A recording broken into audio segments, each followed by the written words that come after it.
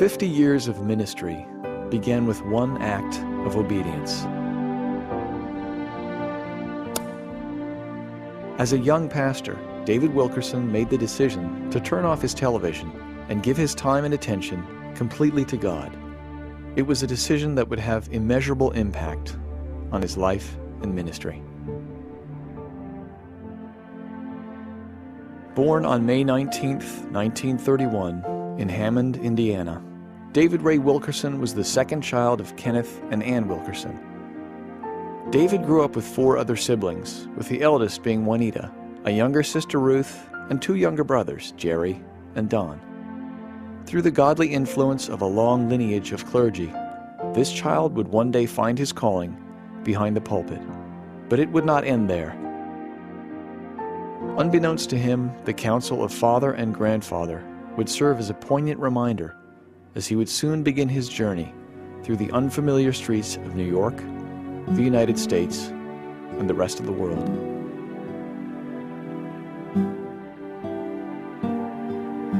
On June 14, 1952, he married the love of his life, Gwen Caruso.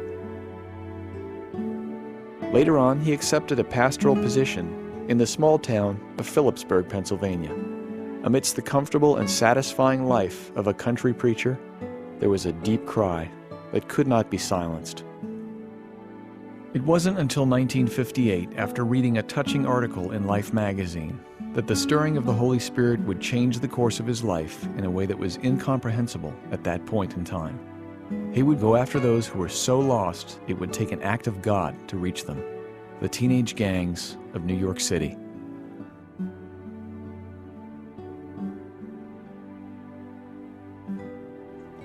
This trip changed his life forever. David Wilkerson's burden for the lost of the city increased and gave birth to Teen Challenge, a nationwide ministry to reach out to people with life-controlling habits. Teen Challenge became primarily a drug prevention program, an inpatient care center, and I had to set up the home in Brooklyn. We set that up in 1960 and expanded from there simply to take care of those that we were preaching to that had no place to go. The hospitals couldn't handle them at the time. Nobody was set up. And drug addiction then spread across the country. We just followed.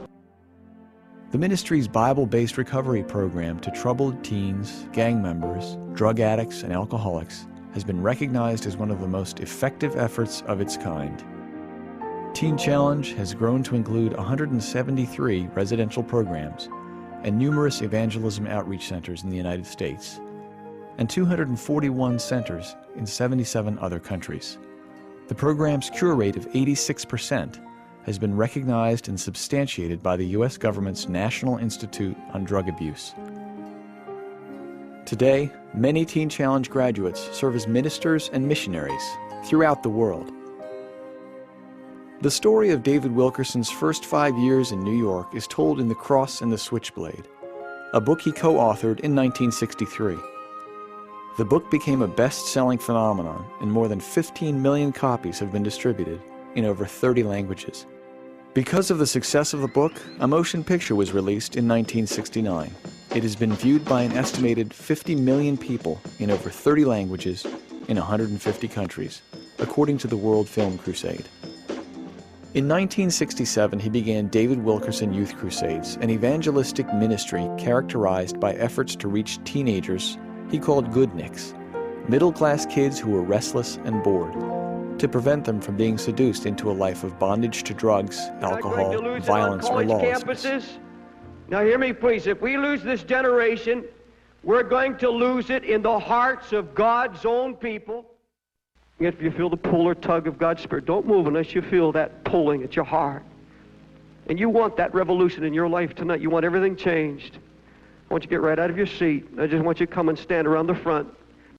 Look this way, please. I don't want people just to look at you like you're on show. Not at all. Jesus, reach these hearts. 2 girls. Now, break this terrible habit. Because, Lord, it's a mind habit. That's where it has to be broken. Break it in the mind. God, break it. Jesus, break it in the mind. Soon after, together with his wife and 4 children, he moved the ministry's headquarters to Texas, where he founded World Challenge Incorporated in 1971. It serves as a corporate umbrella for the many ministries that have emerged over the years. With a strong emphasis on bringing the Lord's love to the disenfranchised, World Challenge has served the poorest of the poor throughout the world and communicated the gospel in practical and effective means, be it through large outdoor crusades or through meeting the basic needs of a struggling widow.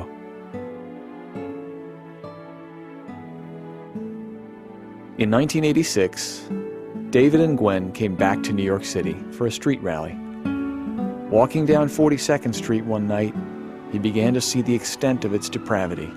It was then and there he began to weep over this lost city.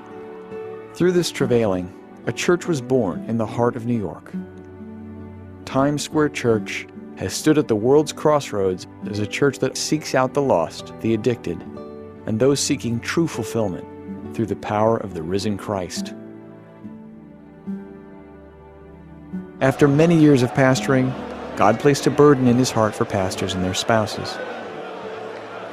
David Wilkerson and his son Gary have ministered in over 40 countries, holding conferences that bring about a renewed passion for Christ. Their messages have stirred, encouraged, and edified everyone from national church leaders to local lay ministers. This is what the Lord has entrusted him with. This is the fruit of his obedience. Thank God for family.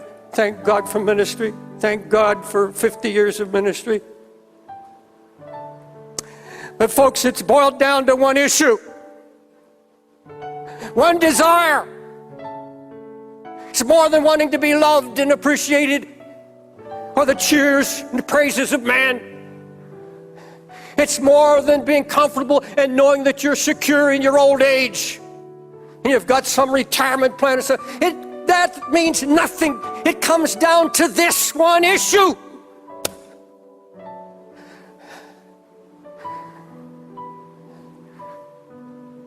I want to be like Jesus.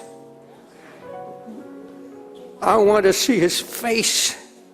Then I want to be a reflection of who he is. Lord, when you said, seek my face, my heart said unto you, thy face, Lord, will I seek.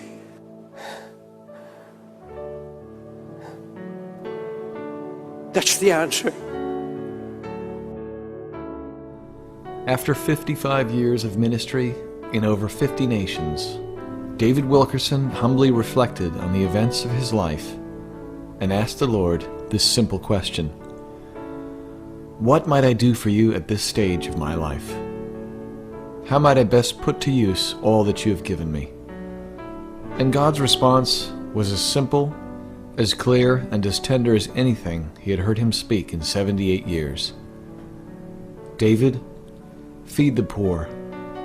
With this simple instruction as its foundation, Please Pass the Bread was born, a ministry which reaches into the darkest slums around the world to develop sustainable feeding programs and bring the gospel to those in most desperate need.